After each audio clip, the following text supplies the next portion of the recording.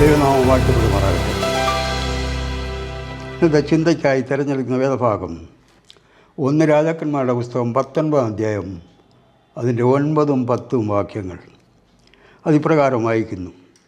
അവിടെ അവനൊരു ഗുഹയിൽ കടന്ന് പാർത്തു. അപ്പോൾ അവന് യഹോവയുടെ അരുളപ്പാടുണ്ടായി. അവനോട് ഏലിയാവേ, ഇവിടെ നിനക്ക് എന്ത് കാര്യം എന്ന് ചോദിച്ചു. അതിനവൻ, സൈന്യങ്ങളുടെ ദൈവമായ യഹോവയ്ക്ക് വേണ്ടി ഞാൻ വളരെ ശുഷ്കാന്തിച്ചിരിക്കുന്നു. ഇസ്രായേൽ മക്കൾ നിൻ്റെ നിയമത്തെ ഉപേക്ഷിച്ചു, നിൻ്റെ യാഗങ്ങളെ ഇടിച്ചു, നിൻ്റെ പ്രവാചകന്മാരെ വാൾ കൊണ്ട് കൊന്നുകളഞ്ഞു. ഞാൻ ഒരുത്തൻ മാത്രം ശേഷിച്ചിരിക്കുന്നു. അവർ എനിക്ക് ഏലിയാവിനോട് ജീവഹാനി വരുത്തുവാൻ ദൈവം ചോദിക്കുന്നു, നിനക്കിവിടെ എന്ത് കാര്യം? What for are you here? നിനക്കിവിടെ എന്താണ് കാര്യം? നീ ഇരിക്കേണ്ട സ്ഥലം ഇവിടെയല്ല. ഈ ചോദ്യം നമ്മളോട് ചോദിക്കാം. നമ്മൾ ഇരിക്കരുതാത്ത സ്ഥലത്ത് നമ്മൾ ഇരുന്ന് കഴിഞ്ഞാൽ നമ്മളോട് ചോദിക്കും, നിനക്കെന്താണ് ഇവിടെ ബിസിനസ്? നീ എന്തിനാണ് ഇവിടെ ഇരിക്കുന്നത്? നാം ആദ്യമായി ഏലിയാ പ്രവാചകനെ കാണുന്നത് 1 രാജാക്കന്മാരുടെ പുസ്തകം 17-ാം അധ്യായം മുതലാണ് ഏലിയാവിനെ പറ്റി വായിച്ചറിയുന്നത്. എന്താണ് എഴുതിയിരിക്കുന്നത്? ഗിലെയാദിലെ തിസ്ബയിൽ നിന്നുള്ള ഒരു ഏലിയാവ്. ഇതിൽ കൂടുതലായി ഒരു വിശേഷണവും ഏലിയാവിനില്ല. എന്നാൽ മറ്റുള്ള പ്രവാചകന്മാരെ പറ്റി വായിക്കുമ്പോൾ യെശയ്യാവ്, യിരെമ്യാ ഇവരെപ്പറ്റി എഴുതുമ്പോൾ അവരുടെ കുടുംബം, ഗോത്രം, പിതാവിൻ്റെ പേര്, മാതാവിൻ്റെ പേര്, ഇങ്ങനെയെല്ലാം വിശദീകരണങ്ങളുണ്ട്. ഇത് ഒരു വിശദീകരണമില്ല. ഒരു ഗിലെയാദിൽ നിന്ന ഒരു മനുഷ്യൻ, വൺ മിസ്റ്റർ നോബഡി, ഇതാണ് എടുത്തിരിക്കുന്നത്. പക്ഷേ ഈ ഏലിയാവിന് വേറൊരു പേരുണ്ടായിരുന്നു, പ്രതിസന്ധിയുടെ പ്രവാചകൻ, പ്രോഫറ്റ് ഓഫ് കൗണ്ടർ കൾച്ചർ. തൻ്റെ സേവനകാലം വളരെ ചുരുക്കമെന്നാണ് ബൈബിൾ ചരിത്രം പറയുന്നത്. ചുരുങ്ങിയ കാലം. പക്ഷേ ആ ചുരുങ്ങിയ കാലത്തിൽ താൻ പ്രതിസന്ധികളെ അധികമായി നേരിട്ട ഒരു വ്യക്തിയായിരുന്നു. തൻ്റെ വേർപിരിയും വരയ്ക്കും പ്രതിസന്ധികളെ നേരിട്ട വ്യക്തിയായിരുന്നു. പെട്ടെന്ന് വരുന്നു, പെട്ടെന്ന് അപ്രത്യക്ഷമാവുകയാണ്. നാം കാണുമ്പോൾ പെട്ടെന്ന് വന്നിട്ട് ശക്തനായ ആഹാബിൻ്റെ മുമ്പിൽ നിന്ന് പറയുന്നു, ഞാൻ പറയാതെ ഈ ദേശത്ത് മഴയോ മഞ്ഞോ ഉണ്ടാകുകയില്ല. പിന്നെ നാം കാണുന്നില്ല, അവിടുന്ന് അപ്രത്യക്ഷമാവുകയാണ്. പിന്നെ നാം കാണുന്നത് കെരീത്തിൽ, അതിനുശേഷം സറാഫത്തിൽ. അതെല്ലാം വിവരിക്കാൻ ഞാൻ ആഗ്രഹിക്കുന്നില്ല, അതിൻ്റെ സമയമില്ല. പിന്നീട് നടന്ന കർമ്മയിലെ ബൈബിളിലെ നിർണായകമായ ഒരു സംഭവമാണ് കർമ്മയിൽ നടന്നത്. അത്ഭുത പ്രവൃത്തി ഏലിയാവ് ചെയ്തതവിടെ. ദൈവത്തെ അക്ഷരം പ്രതി അനുസരിച്ചു, വിശ്വസിച്ചു, കൽപ്പനകൾ ചോദ്യം ചെയ്യാതെ നിറവേറ്റിയ ഒരു മനുഷ്യനായിരുന്നു ഏലിയാവ്. ദൈവമായി അടുത്ത സമ്പർക്കം താൻ വച്ചിരുന്നു. ഒരു പ്രാർത്ഥനാ മനുഷ്യൻ. കർമ്മേലിൽ താൻ ആദ്യമായി ചെയ്തത് തകർന്നു കിടന്ന യാഗപീഠം പുതുക്കിപ്പണിക. എന്താണ് ഈ കാര്യം നമ്മെ പഠിപ്പിക്കുന്നത്? The broken fellowship with fellow human being should be restored and the broken fellowship with God is to be renewed. തകർന്നിരിക്കുന്ന, അതായത് ശിഥിലമായ ബന്ധങ്ങൾ നാം പുനരുദ്ധരിക്കണം, റിന്യൂ ചെയ്യണം. Means we must reconcile with ourselves. നാം നിരപ്പ് പ്രാപിക്കണം. ദൈവവചനം പറയുന്നുണ്ട്, ആരോടെങ്കിലും നമുക്ക് ഏതെങ്കിലും തരത്തിൽ അകൽച്ചയുണ്ടെങ്കിൽ നിൻ്റെ യാഗവസ്തു യാഗപീഠത്തിനരികെ വെച്ചിട്ട് അവനോട് നിരപ്പ് പ്രാപിച്ചതിന് ശേഷം മാത്രമേ നീ മറ്റുള്ള പ്രാർത്ഥനയ്ക്കായി പോകാവൂ, അല്ലെങ്കിൽ നിന്നെ ദൈവം സ്വീകരിക്കുകയില്ല എന്നുള്ളതാണ്. കർമ്മേലത്തിൻ്റെ അത്ഭുത പ്രവൃത്തിക്ക് ദൈവത്തിൻ്റെ അനുഗ്രഹവും അംഗീകാരവും ഉണ്ടായിരുന്നു. ഏലിയാവിൻ്റെ സ്വയമായിട്ടൊന്നും ചെയ്തില്ല. തൻ്റെ പ്രാർത്ഥന 1 രാജാ 18:37-40 വരെ വായിച്ചാൽ അവിടെ താൻ ദൈവത്തിന് മഹത്വം കൊടുത്തു. പറയുന്നു, നീയാണ് യഹോവേ ദൈവം, ഞാൻ നിൻ്റെ ദാസൻ മാത്രമാണ്. തന്നെത്താൻ താഴുകയാണ്, ദൈവത്തിന് മഹത്വം കൊടുത്തുകൊണ്ടാണ് പറയുന്നത്. ഈ കാര്യമെല്ലാം ഞാൻ നിൻ്റെ കൽപ്പനയാൽ ചെയ്തുവെന്ന് ഈ ജനം അറിയട്ടെ. കർമ്മയിലെ യാഗത്തിൻ്റെ സമയത്ത് താൻ പ്രാർത്ഥിച്ച പ്രാർത്ഥനയാണിത്. ഈ ജനം അറിയട്ടെ. ഉടനെ തന്നെ യഹോവയുടെ തീ ഇറങ്ങി ഹോമയാഗവും വിറകും മണ്ണും ദഹിപ്പിച്ചു, തോട്ടിലെ വെള്ളവും വറ്റിച്ചു കളഞ്ഞു എന്ന വേദവാക്യം വായിക്കുന്നു. ജനം ആർത്തി വിളിക്കുകയാണ്. ഏലിയാവിന് മഹത്വം കൽപ്പിച്ചുകൊണ്ട് ജനം ആർത്തി വിളിക്കുകയാണ്. പരാജയപ്പെട്ട പ്രളപ്രവാചകന്മാരെ ഏലിയാവ് പിടിച്ച് വെട്ടിക്കൊന്ന് കിശോൻ തോട്ടിൽ എറിയുകയാണ്. 400-ലധികം പ്രവാചകന്മാരെ കൊന്നായിട്ടാണ് ബൈബിൾ ചരിത്രം പറയുന്നത്. ജനമാഹ്ലാദിച്ചു, ഏലിയാവും സന്തോഷിച്ചു. പരാജയപ്പെടുത്തിയ ആ ഉന്മേഷം ആർജവും വീണ്ടെടുത്തിട്ട് വളരെയധികം സന്തോഷിച്ചു. പക്ഷേ ആ സന്തോഷം അധികം നാൾ നിലനിന്നില്ല. വരുന്നു ആഹാബിൻ്റെ പത്നി രാജ്ഞി ഇസബേലിൽ നിന്നും ദൂതൻ മുഖാന്തരം മെസ്സേജ് കൊടുക്കുന്നു, നാളെ ഈ നേരത്ത് ഇവരിൽ ഒരുത്തനെ പോലെ നിന്നെ ആക്കിയില്ലെങ്കിൽ ദേവന്മാരെന്നോട് തക്കതും അധികവും ചെയ്യട്ടെ എന്നാണ് പറഞ്ഞിരിക്കുന്നത്. ഏലിയാവിന് ജീവിക്കാൻ ഒരു ദിവസത്തെ 24 മണിക്കൂർ സമയമേ രാജ്ഞി കൊടുത്തുള്ളൂ. അതവരുടെ ദാക്ഷിണ്യം കൊണ്ട് കൊടുത്ത മാതിരി. പക്ഷേ ഇന്നലെ വരെ നെഞ്ചു വിരിച്ച് ധീരസേനാനിയായി നിന്ന ഏലിയാവ് ഈ സ്ത്രീയുടെ വാക്കിൽ, ഈ ഭീഷണിയിൽ ഭയപ്പെട്ടു പോയി. ഭയപ്പെടാൻ പാടില്ല. വേദപുസ്തകത്തിൽ 356 പ്രാവശ്യം എഴുതിയിട്ടുണ്ട്, നീ ഭയപ്പെടേണ്ട. ആകെ നോക്കിയാൽ 356 പ്രാവശ്യം എഴുതിയിട്ടുണ്ട്, നീ ഭയപ്പെടേണ്ട, ഞാൻ നിന്നോടുകൂടെ ഉണ്ട്. അതും ഈ പ്രവാചകൻ, ധീരനായ പ്രവാചകൻ ഇന്നലെ വരെ ധൈര്യമായി നിന്ന് അത്ഭുതം പ്രവർത്തിച്ച മനുഷ്യൻ ഭീഷണിയുടെ മുമ്പിൽ ഭീരുത്വമായി വളരെ ഭയപ്പെട്ടു പോയി. ഭയം എന്താണ് ഉണ്ടാക്കുന്നത്? ഭയം പാപത്തെ വിളിച്ചു വരുത്തുന്നു. ഏലിയാവ് ചെയ്ത 2 തെറ്റുണ്ട്. അതുവരെ അത് ചെയ്തതെല്ലാം ശരിയായിരുന്നു. 2 തെറ്റ്. ഒന്ന്, ദൈവവുമായി സ്വല്പം അകൽച്ചയിലായി. തനിക്ക് സമയം കിട്ടിയില്ല. ഈ വാർത്ത കേട്ടതും താൻ ഓടുകയാണ്,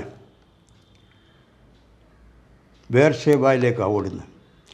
അവിടെ ചൂരച്ചെടിയെ തണൽ അഭയം പ്രാപിക്കുകയാണ്. Fear lend him wings. കുറച്ച് ഭാഷയിൽ പറഞ്ഞാൽ ഭയം അവന് ചിറകിനെ കൊടുത്തു എന്ന് പറയാം. ഓട്ടമാണ്. ഏലിയാവ് ചെയ്ത 2ാമത്തെ തെറ്റ്, അവിടെ ചൂരച്ചെടിയിൽ തണലിൽ അഭയം പ്രാപിക്കുമ്പോൾ തന്നെ കൂടെ ശുശ്രൂഷയ്ക്കായിരുന്ന വേലക്കാരനെ തഴഞ്ഞു. അവനെ വേണ്ട. ഈ ബിക്കെയിം എലോൺ ദെയർ. 2ാമത്തെ തെറ്റ്, തനിയായിട്ടിരിക്കുന്ന സമയം എന്ന് പറയുന്നത് പാപം ചെയ്യാനുള്ള കാരണമാക്കുകയാണ്. സാത്താനെ നുഴഞ്ഞു കയറാൻ സൗകര്യം ഉണ്ടാക്കുന്നത്. നാം വായിക്കുമ്പോൾ ഉൽപ്പത്തി പുസ്തകത്തിൽ ആദമിൻ്റെ അസാന്നിധ്യത്തിലാണ് ഹൗവയെ പാമ്പ് വഞ്ചിച്ച് വിലക്കപ്പെട്ട കനി തീറ്റിക്കുന്നത്. അതുകൊണ്ട് ഈ ചെയ്തത്, ഏലിയാവ് ചെയ്ത 2 തെറ്റ് മുഖ്യമായി പറഞ്ഞാൽ നമ്മൾ പുറമെ നിന്ന് കണ്ടാൽ 2ഉം ഏലിയാവിൻ്റെ വഴിയിൽ നിന്ന് വന്ന തെറ്റാണ്. അതായത് ജോൺ വെസ്ലി എന്ന് പറഞ്ഞ ദേവദാസൻ പറഞ്ഞൊരു വാക്യമുണ്ട്, give me 100 people who fear nothing but the crucified Jesus Christ, I will shake the world. ഭയരഹിതനായി മനുഷ്യരെ ഭയപ്പെടുന്ന, അല്ലെങ്കിൽ ദൈവത്തെ മാത്രം ഭയപ്പെടുന്ന, മറ്റാരെയും ഭയപ്പെടാത്ത 100 പേരെ എനിക്ക് തരിക. ഞാൻ ലോകത്തെ ഒന്ന് വിറപ്പിച്ച് കാണിക്കാം എന്ന് പറഞ്ഞാൽ ആ അർത്ഥത്തിൽ ചിന്തിക്കരുത്. ഞാൻ അതനുസരിച്ചുള്ള ആത്മീയമായ പരിവർത്തനം വരുത്തുമെന്നുള്ളതാണ് പറഞ്ഞിരിക്കുന്നതിൻ്റെ അർത്ഥം. താൻ ചെയ്ത 2ാമത്തെ തെറ്റ് ഞാൻ പറഞ്ഞല്ലോ. പരിചാരനെ ഏകനാക്കി ഏകാന്തയിൽ പാപത്തെ പ്രേരിപ്പിച്ചു. അതുപോലെ സാത്താന് പ്രവർത്തിക്കാനുള്ള ഇടം കൊടുത്തു. Faith cannot be strengthen in isolation.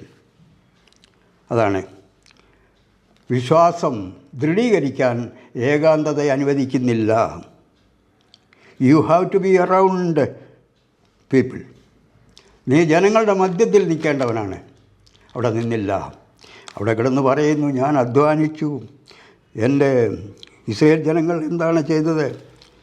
യഹോവയ്ക്ക് വേണ്ടി ഞാൻ ഒരുപാട് അധ്വാനിച്ചു. ഇസ്രയേൽ ജനങ്ങൾ തൻ്റെ യാഗപീഠം ഇടിച്ചു കളഞ്ഞു, പ്രവാചകന്മാരെ വാൾ കൊണ്ട് വെട്ടിക്കൊന്നു. ഞാൻ ഒരുവൻ മാത്രം രക്ഷപ്പെട്ടു, എന്നെ അവർ കൊല്ലുവാൻ നോക്കുന്നു. ദൈവം ചോദിച്ചപ്പോൾ പറഞ്ഞ കാര്യമാണ്. ഹോരേബിൽ നേരെ പോയത്, ബേർശാവയിൽ നിന്ന് പോയത് ഹോരേബിലേക്കാണ്. അവിടെ ദൈവത്തിൻ്റെ ദൂതനാണ് ആദ്യം വന്ന് ഏലിയാവെ എഴുന്നേൽക്കുക, ഭക്ഷിച്ച് ശക്തി പ്രാപിച്ചിട്ട് തനക്ക് ബഹുദൂരം സഞ്ചരിപ്പാനുണ്ടെന്ന് പറഞ്ഞപ്പോൾ ഭക്ഷിച്ചു, പിന്നെയും കിടന്നുറങ്ങി. പിന്നെയും ആ ദൂതൻ തന്നെ വിളിച്ചുണർത്തിയിട്ട് പറയുന്നു, എഴുന്നേൽക്കുക, ഭക്ഷിച്ച് പാനം ചെയ്ത് ശരീരത്തിന് ശക്തി സമ്പാദിക്കുക. അങ്ങനെ ഭക്ഷിച്ചു, വീണ്ടും ഓടുകയാണ്. 40 രാവും 40 പകലും ഹോരേബ് പർവ്വതം ലക്ഷ്യമാക്കി ഓടുകയാണ്. പക്ഷേ പർവ്വതത്തിലല്ല കയറിയത്, ഗുഹയിലാണ്. അപ്പോൾ യഹോവയായ ദൈവം നേരിട്ട് അവിടെ പ്രത്യക്ഷപ്പെട്ട് ചോദിക്കുന്നു, നിനക്ക് വീണ്ടും ചോദ്യമാണ്, നിനക്കിവിടെ എന്താണ് കാര്യം? ഏലിയാവേ, നിനക്കിവിടെ എന്ത് കാര്യം? അപ്പോഴാണ് തൻ്റെ പരാതി പറയുന്നത്. ഒരുപാട് പരാതികൾ പറയാനുണ്ട്, പക്ഷേ 5 പറഞ്ഞ് എന്നെ അവർ കൊല്ലുവാൻ ആഗ്രഹിക്കും. ഇതെല്ലാം കേൾക്കാൻ ദൈവം തമ്പുരാൻ തയ്യാറല്ലായിരുന്നു. താൻ തിരിച്ചും ഇത്രയൊക്കെ അധ്വാനിച്ച ഏലിയാവിനെ ഒരു സന്തോഷത്തോടെ നല്ല മാർഗത്തിൽ ഒരു പ്രീ മാച്ചുവർ റിട്ടയർമെൻറ്റ് കൊടുക്കുക. അപ്പോൾ പറയുന്ന കാര്യമാണ്, 4-5 കാര്യങ്ങൾ ഏൽപ്പിച്ചു. നീ മടങ്ങിപ്പോകണം. അധികമൊന്നും പറയുന്നില്ല, അധികമൊന്നും കേൾക്കുന്നില്ല. നീ മടങ്ങിപ്പോകണം, ദമ്മേശേക്കിൻ്റെ മരുഭൂമിയായി മടങ്ങിപ്പോകണം. 2, ഹസയേലിനെ ആരാമിൻ്റെ രാജാവാക്കണം. 3, ഇസ്രായേൽ രാജാവായി നിംഷിയുടെ മകനായ യേഹുവിനെ അഭിഷേകം ചെയ്യണം. അടുത്തത്, നിനക്ക് പകരമായി സബാത്തിൻ്റെ മകനായ ഏലിശായ പ്രവാചകനായി അഭിഷേകം ചെയ്യണം. ഈ 4 കാര്യങ്ങൾക്കും യഹോവയ്ക്ക് പ്രത്യേക പദ്ധതിയുണ്ട്. എന്താണ് ആ പദ്ധതി? നീ മടങ്ങിപ്പോവുക, ദമ്മേശേക്ക് വഴിയായി പോകണമെന്ന് പറയുന്ന ഉദ്ദേശം എന്താണ്? അവിടെ ദൂരം കൂടുതലാണ്, പോയതുപോലല്ല. അവിടെ നീ ആരെ ഭയപ്പെട്ടു, അവരുടെ നാട്ടിൽ കൂടെ തന്നെ നിന്നെ നടത്താൻ ഞാൻ തീരുമാനിച്ചിരിക്കുന്നതാണ് അവിടെക്കുള്ള അർത്ഥം.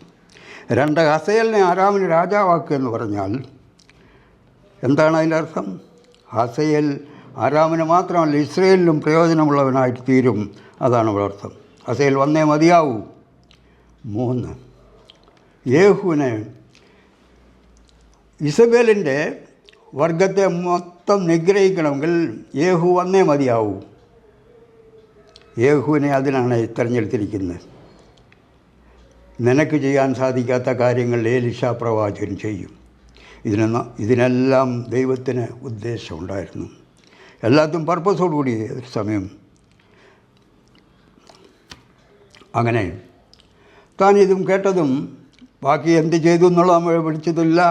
ഏലിശാ പ്രവാചകനെ താൻ തിരഞ്ഞെടുക്കുകയാണ്. അതിൻ്റെ ചരിത്രമെല്ലാം നമുക്കറിയാവുന്ന, ഞാനത് വർണ്ണിക്കുന്നില്ല. എടുത്ത ശേഷം എന്താണ് ചെയ്യുന്നത്? ചുഴലിക്കാറ്റിൽ തന്നെ സ്വർഗത്തിലേക്ക് എടുത്തുകൊള്ളാനുള്ള ഏർപ്പാടാണ്. ഏതൊരു സമയം എടുക്കപ്പെടാം. അപ്പോൾ തൻ്റെ ശിഷ്യനായ ഏലിശായോട് പറയുന്നു, നീ ഇവിടെ താമസിച്ചു കൊള്ളുക. യഹോവ എന്നെ എവിടെയാണ്? ബേഥേലിലേക്ക് അയച്ചിരിക്കുകയാണ്. ഇവിടെ ആരംഭത്തിലെ ഞാൻ പറയട്ടെ, ഇതൊരു പരീക്ഷണമാണ്. തൻ്റെ ശിഷ്യൻ എങ്ങനെയുള്ള ആളാണെന്ന് ഏലിയാ പ്രവാചകൻ ഒരു പരീക്ഷ നടത്തുകയാണ്. എങ്ങനെയാണ് വിശ്വാസത്തിൻ്റെ, സ്നേഹത്തിൻ്റെ, മറ്റു പല കാര്യങ്ങളിലും ഒരു പരീക്ഷ നടത്തുക. നീ ഇവിടെ താമസിച്ചുകൊള്ളുക, എന്നെ യഹോവ ദൈവം ബേഥേലിലേക്ക് പറഞ്ഞയച്ചിരിക്കുകയാണ്. ഉടൻ തന്നെ ഉത്തരം വരുന്നു. യജമാനനോട് പറയുന്നു, എന്താണ് പറഞ്ഞത്? യഹോവയാണ്, നിൻ്റെ ജീവനാണ്, ഞാൻ നിന്നെ വിടുകയില്ല. എത്ര ദൃഢനിശ്ചയത്തോടുകൂടി, എത്ര ആത്മാർത്ഥമായി പറയുന്നു. യഹോവയാണ്, നിൻ്റെ ജീവനാണ്, ഞാൻ നിന്നെ ഉപേക്ഷിക്കല്ല. ഞാൻ തീരുമാനിച്ചു കഴിഞ്ഞു, ഞാൻ നിൻ്റെ ഉത്തമ വിശ്വസ്തനായ ശിഷ്യനായിട്ട് തന്നെ ഇരിക്കുമെന്നുള്ളതിന് ഉറപ്പാണ്. അതിനുശേഷം പറയുന്നു, പിന്നെയും ഏലിയ പറയുന്നു, എന്നെ യെരിഹോവിലേക്ക് നിയമിച്ചിരിക്കുന്നു, നീ ഇവിടെ താമസിച്ചു കൊള്ളുക. അവിടെയും ഇതേ പല്ലവിയാണ് പ്രവാചകൻ ഏലിശാ പറയുന്നത്. യഹോവയാണ്, നിന്നെ ഞാൻ വിടുകയില്ല.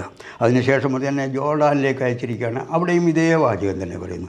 അങ്ങനെ ജോർഡാനിൽ വന്ന ശേഷം തൻ്റെ സമയം മിക്കവാറും അടുത്തു എന്ന് മനസ്സിലായപ്പോൾ താൻ അക്കരെ കടക്കണം.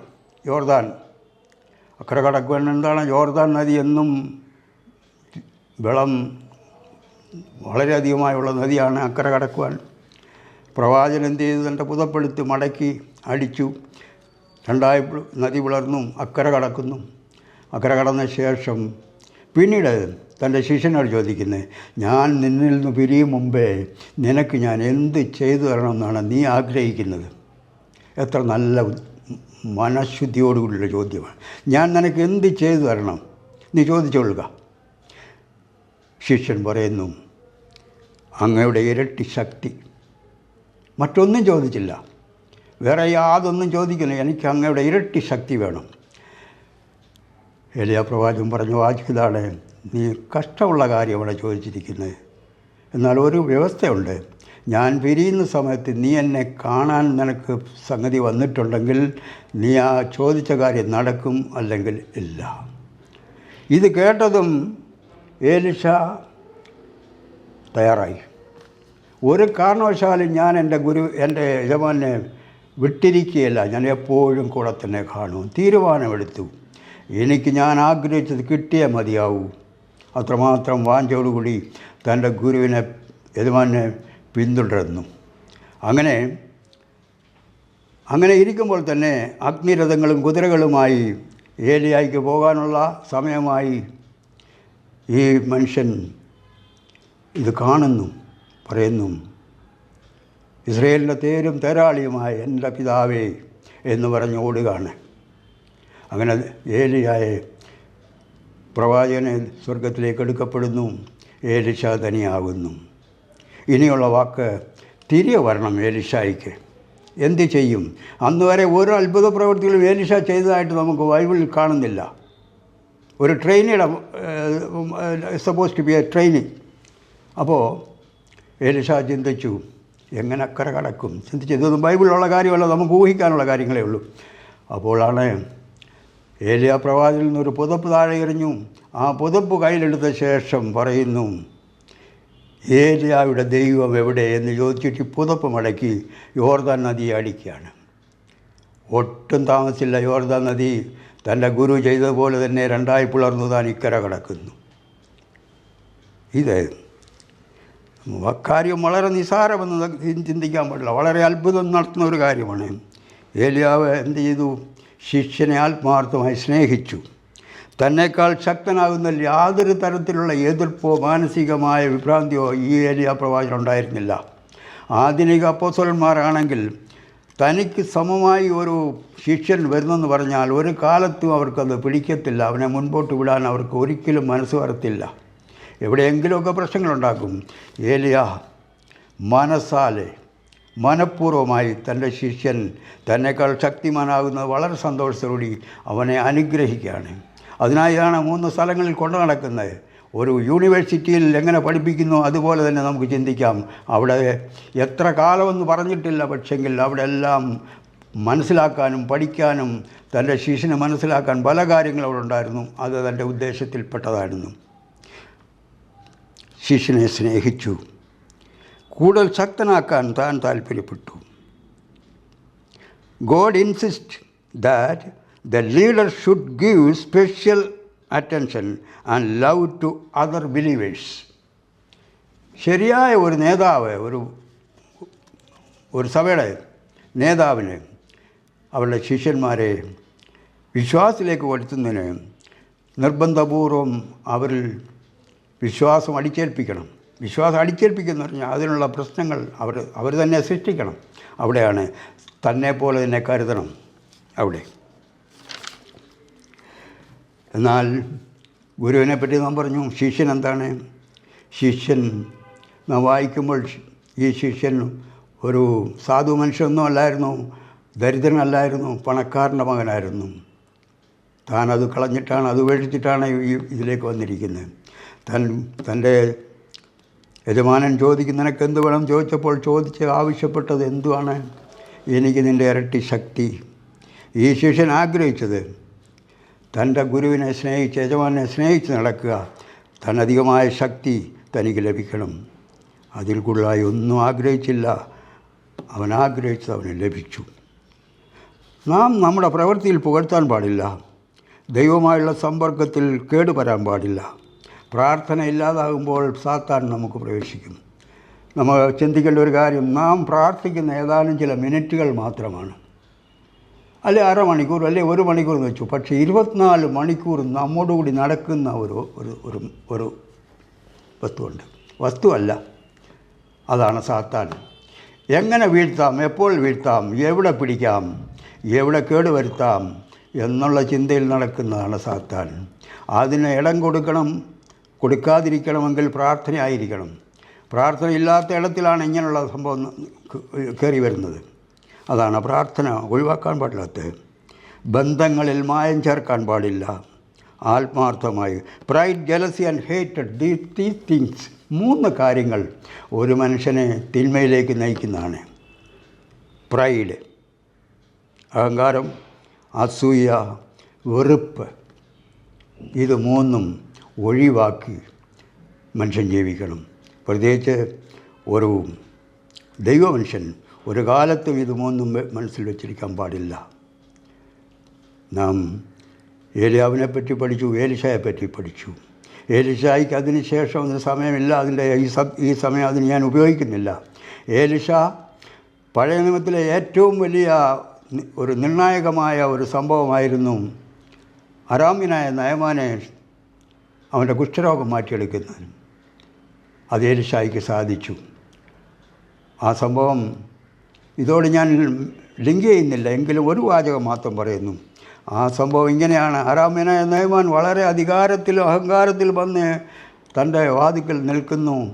ഗേഹസിയോട് പറയുന്നു, ഞലവാൻ വന്നിരിക്കുന്നു. എലീശ എന്താണ് ചെയ്തത്? ആളിനെ കാണുക പോലും ചെയ്തില്ല.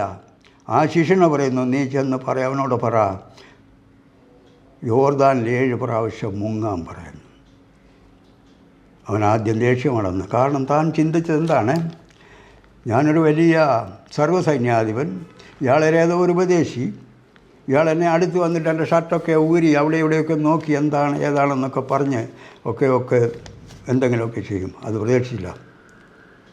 he didn't get what he expected. തനിക്ക് ദേഷ്യമായി തിരികെ പോകാം. യോർദാനിലെ കലക്കവെള്ളത്തിൽ ഞാൻ മുങ്ങണം. അബാനാൻ പർപ്പർ 2 നദി, അരാമിലെ 2 നദികൾ ശുദ്ധജലമാണ്, എനിക്ക് അവിടെ മുങ്ങിക്കൂടെ എന്നാണ് ചോദ്യം. പക്ഷേ തൻ്റെ കൂടെ വന്ന മറ്റുള്ള ചോദ്യം, യജമാനെ അദ്ദേഹം ഇതിലും വലിയൊരു സംഭവം പറഞ്ഞിരുന്നെങ്കിൽ അങ്ങ് കേൾക്കുമായിരുന്നു. താൻ കുറച്ചിറങ്ങി. തന്നെയുമല്ല, ആ സമയത്താണ് താൻ ഓർക്കുന്നത്, തൻ്റെ വീട്ടിൽ തൻ്റെ ഭാര്യയ്ക്ക് വേലക്കാരിയായി വന്ന് 12 വയസ്സുള്ള ഒരു ബാലിക, ഇസ്രയേലി ബാലിക. ഈ ബാലിക നയമാൻ്റെ ഭാര്യയോടാണ് പറഞ്ഞത്, യജമാനൻ ശമരിയിലെ പ്രവാചകൻ്റെ അടുത്തൊന്ന് പോയിരുന്നെങ്കിൽ തൻ്റെ കുഷ്ഠരോഗം മാറ്റിക്കൊടുക്കുമായിരുന്നു. ഇത് നയമാൻ ചിന്തിച്ചു, ഈ പറഞ്ഞ വാക്ക് ചിന്തിച്ചു. തന്നെ യോർദാനിലേക്ക് നയിച്ചത് ആ പെൺകുട്ടി പറഞ്ഞ വാക്കുകളുണ്ട്. താൻ പോയി മുങ്ങി. ഓരോ പ്രാവശ്യവും മുങ്ങുമ്പോഴും തൻ്റെ ശരീരം മാറിക്കൊണ്ടിരുന്ന അവസ്ഥ, ഒരു ശിശുവിൻ്റെ ശരീരം പോലെയായി. താൻ തൻ്റെ കുഷ്ഠരോഗം മാറി ശുദ്ധനായി തീർന്നു. അങ്ങനെ നാം ബൈബിൾ വായിക്കുന്ന നയമാൻ പിന്നെ ബിംബാരാധനയും നടത്തിയിട്ടില്ല, ഏകദൈവ വിശ്വാസമില്ല കുടുംബം മാറിയെന്ന് നാം വായിക്കുന്നു. ഇതിൽ നിന്ന് മനസ്സിലാക്കേണ്ടത്, എലീശ ശക്തിയുള്ള ഒരു പ്രവാചകനായി തീർന്നത് ഏലിയായുടെ അനുഗ്രഹങ്ങളും തൻ്റെ നന്മ കൊണ്ടുമാണ്. ഇതാണ് നാം ഇവിടെ നിന്നും മനസ്സിലാക്കുന്നത്. ഇത്ര നേരം സംസാരിക്കാൻ ആരോഗ്യം തന്ന ദൈവത്തിൽ നന്ദി കരയറ്റിക്കൊണ്ട് ഞാൻ എൻ്റെ വാക്കുകൾ ഇവിടെ അവസാനിപ്പിക്കുന്നു. ദൈവനാമം വാഴ്ത്തപ്പെടുമാറാകട്ടെ.